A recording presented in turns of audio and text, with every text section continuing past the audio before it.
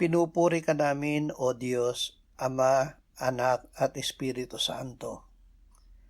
Salamat, Ama, na ibinigay mo sa amin si Jesus na iyong anak, na namatay para sa aming kasalanan, iyong muling binuhay, iniakyat at iniluklok sa iyong kanan sa langit. Salamat na ibinigay mo sa amin ang iyong banal na Espiritu, at sa pamamagitan niya ay ibinuhos mo ang iyong pag-ibig sa aming puso.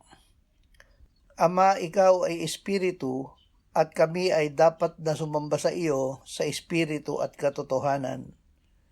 Salamat na magagawa namin ito sa pamamagitan ni Jesus na iyong anak, ang katotohanan, kaisa ng Espiritu Santo na ngayon ay nananahan sa amin.